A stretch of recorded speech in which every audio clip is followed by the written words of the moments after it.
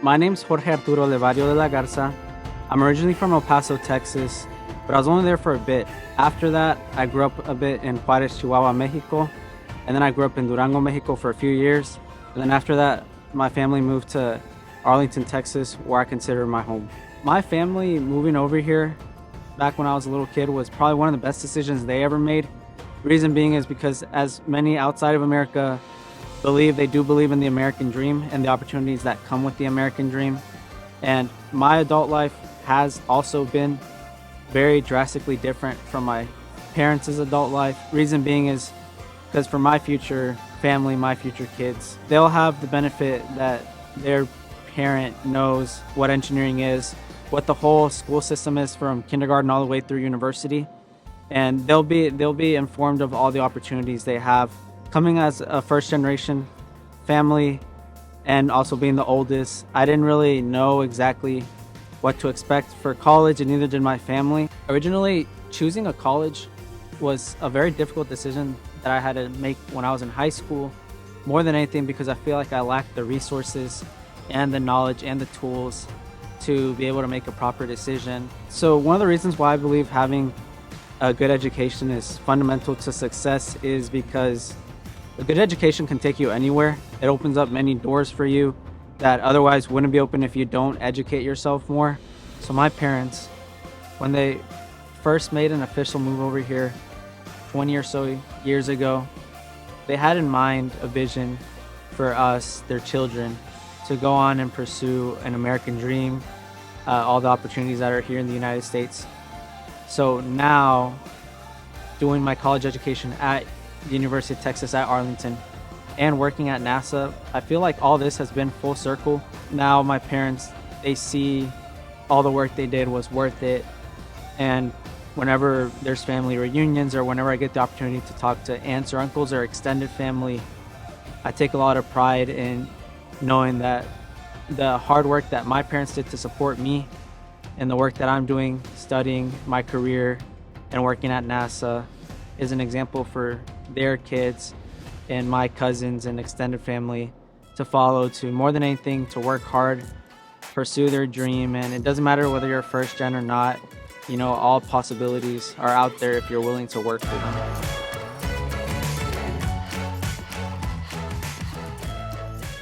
Visiting a college campus is one of the most exciting steps in choosing a college. The visit can help you form your own first-hand view rather than relying on what somebody else has to say about the campus. There are some key things that we need to focus on as we prepare to visit a college. In Lesson 1, we'll discuss college visits and the process involved. We'll learn about how to schedule the visit, what to expect, what to explore, and what questions to ask while visiting colleges. In Lesson 2, we'll cover the need to establish a budget for your college visit or visits. It can be important to see colleges, however, it can be expensive. We'll talk about budgeting and some options you may not have thought of. Visiting a campus is one of the most exciting steps in choosing a college. It's also best to go when the college is in session. That way, you'll get to see it when classes are meeting and day-to-day activities are taking place. How do you schedule a college tour for your student? First, make a reservation. Look at the college website you're considering your student would attend. Search for admissions, recruitment, or the prospective students section. There will be information on how to make reservations for a campus tour. Some universities may give you the option to schedule through their website, email, or phone. You may request detailed information specific to your student major or schedules for upcoming tours, as well as get added to a prospective student email list. There will be multiple tours to register for. These might include tours for on-campus housing options. There might be a College of Engineering specific tours. Organizations on campus like School of Engineering, SHIP, or other student organizations may also be able to offer separate tours upon request. You'll have options as to when you can schedule a tour. Let's talk about when the best time is to visit a campus. Summer may be a time when you are more available. Keep in mind that most college campuses aren't fully operating during the summer. Many of the services that are offered may not be available. Fall visits may offer you a better idea of what college is like. A recommended season to visit a campus would be in late summer and early fall. Many colleges begin their fall semester as early as August. It may be more useful for your student to wait until the fall through winter to make their visits. This way, you'll be able to see in person what the college experience is like.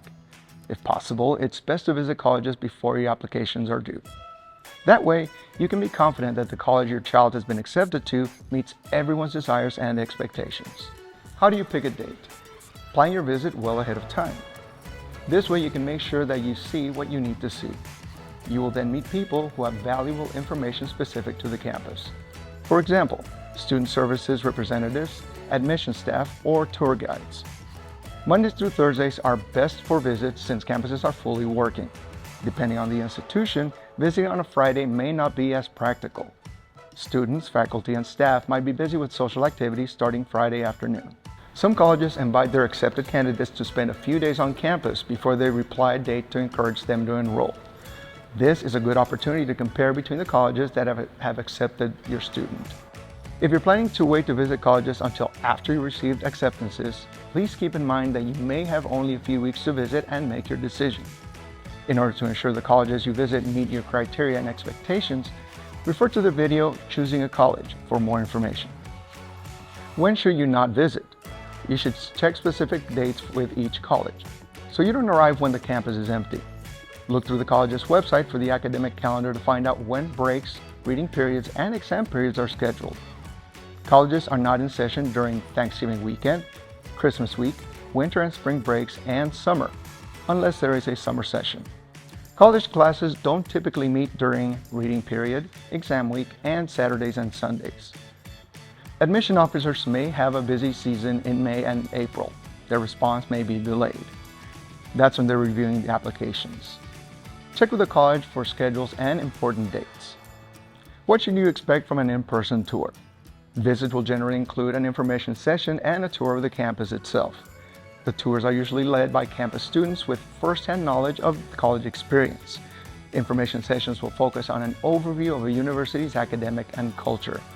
They will cover their strengths, resources, and what makes them unique.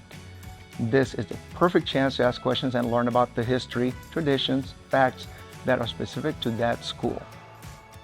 Have a discussion with your student before visiting. Make a plan as to who will be asking questions. Your student may be embarrassed or unsure of what to ask or not feel comfortable asking questions. There are questions that you as a parent may want to ask. Here's a list of questions you might like to ask during your tour. What is the average class size for courses in my major of interest? Are most classes lecture-based or discussion-based? What type of career services do you have? Do you have a learning community other than freshman experience? Do most freshmen live on campus? How is parking on campus? What is your four-year graduation rate? How do students interact with professors outside of class? What is the campus approach to student safety? Do you have any advice on ways to get around campus? What does academic advising look like for students? What clubs and organizations do you have on campus? What and when are the best places to eat on campus? What do students typically do in their free time? What facilities are available, such as gyms and libraries? Have this discussion before your tours with your students so everyone will be on the same page. Make sure to obtain contact information of people who meet with you. Feel free to take notes. If you don't feel comfortable taking notes during the visit, consider sitting down together and write down what you both heard. This might lead to follow-up questions that could be asked via email or phone. It's a great way for you to talk to your student in case you heard different things. What do you need to explore during a campus visit? Start off with a strong plan. Schedule your day. Create a schedule of the activities that are important for you. Make sure you talk to financial aided counselors at the universities you and your student are considering. This way, you will get the most out of your visit. Explore the campus on your own. Encourage your student to connect with any current students they might know and keep their contact information. Your students can get their own perspectives on academics, facilities, dining services, or student life. If possible, your student can attend class, eat at the dining hall, or spend the night on campus. Parents can help them prepare by finding a campus map and getting familiar with the size and layout beforehand. Connect with important people who may be a part of your application process. Connect with members of groups, clubs, and/or organization your student is interested in. During the campus tour, you will see important locations, places like dining halls, libraries, student center, and examples of classrooms and residence halls. On your visit, make sure to have your students explore academic departments. Make sure to ask about campus safety and their safety policies. Federal law requires colleges to release information related to crime on and around campus. Check annual security reports. Use social media to get a better feel for the campus. Looking through the campus social media will also give you a feel for a school's level of information interaction with their students. Follow their Facebook and Twitter accounts to keep you up to date on school news and what may be going on around campus during the time of your visit. As you tour the schools, you will get a picture of the culture, class sizes, clubs, and organizations. You will be able to see the quality of the facilities and the general feel of the school. Look around or investigate the city in which a college is located. Getting a better feel for where the campus is located will help in your decision. Finally, make sure that you document your visits. Many university layouts can appear similar. Taking pictures can also help. This will make it easier to discuss what you liked and disliked about the campus. College visits give your family the opportunity to take part in the selection process.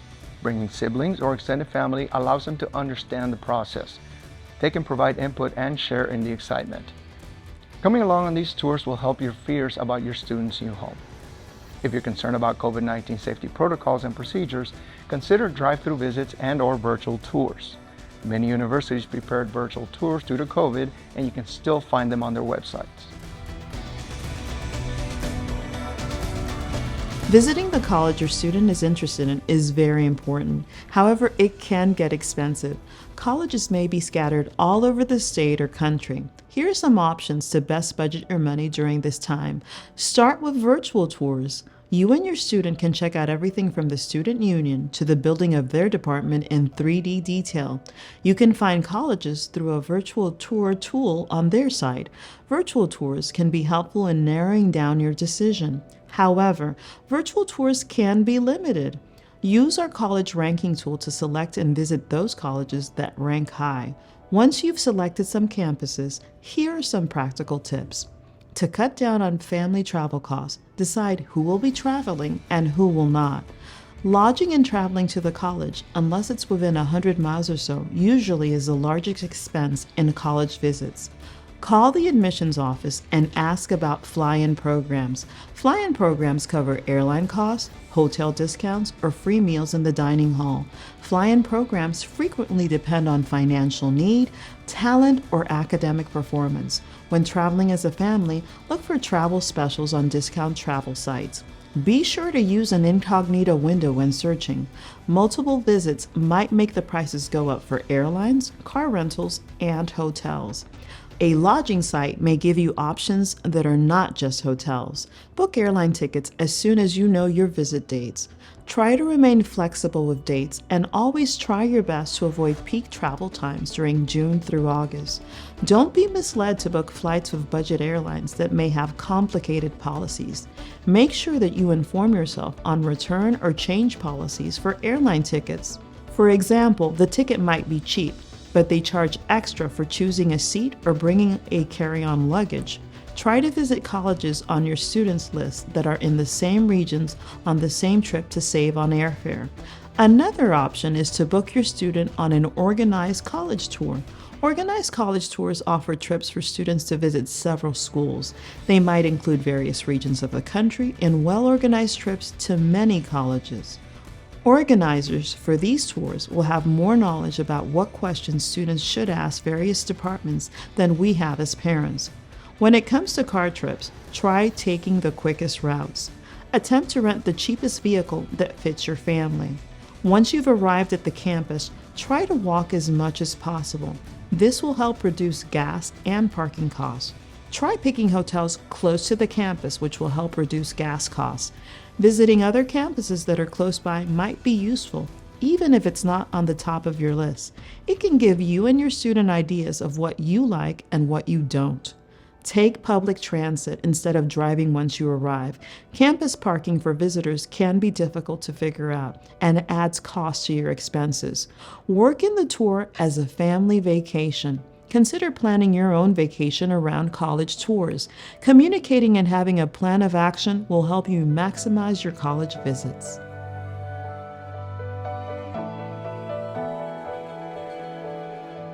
So you and your student have toured all these schools and you have a lot of information. Now what? As soon as possible after your visit or immediately after, you should review any notes that you took during your visit. You were probably given handbooks, pamphlets, flyers, and all sorts of other information about the school. Gather all the materials received and organize them together by school. Reorganize them in a useful way to help in your discussions. Use a pro versus cons list in your decision making in every campus you visited. Look over the pictures you took to help you remember the details of each visit. Keep a list of things you and your student loved about the school. Make note of the things you both didn't like or felt uncomfortable about. Review your list of the things you liked and didn't like. This will help you to identify these same qualities in other schools that you might consider. You should also write down any questions you or your student have after visiting the school. Campus visits will certainly answer many questions, but you may realize that there are new questions that may have come up after your visit. Write down these new questions while they're still fresh in your head so you can follow up later through a phone call or email. That's why it's important to get contact information for everyone you meet on campus. If you forgot to collect contact information, make sure that you at least have a complete name. You will be able to find contact information on the college website for anyone you missed. The school may also have given you a schedule that will include all these details. Sit down and have a conversation about your experiences at each campus. Talking about each campus can help gather your thoughts. Have your student write a note to each college representative you met. This would include professors if they sat in on a class, tour guide, and the person who led the information session. It is good to thank these people for their time. In the note, make sure to reference a specific aspect of your tour or information session. This will show your students enthusiasm about the school and keep your interest fresh in their minds. It is best for your student to email these notes to the college representatives. This way, you'll be more likely to get a response. After you have made initial contact, try to keep in touch again before having your student submit your application. This is a great way to ask any questions that you wish you had asked during your visit or ask any new questions you may have. Have your student hang on to the notes even after they have submitted their applications. This may be useful later as you prepare for an interview. Talk with your student about what college will be like. Besides usual student concerns such as how to register or what courses to choose, first-generation students may be English language learners dealing with acquiring a new language or navigating an unfamiliar culture. Tell them that there are support systems on campus for people whose families don't have experience going to college. As parents, we can be more than encouraging. We are key to helping find the right college for our children.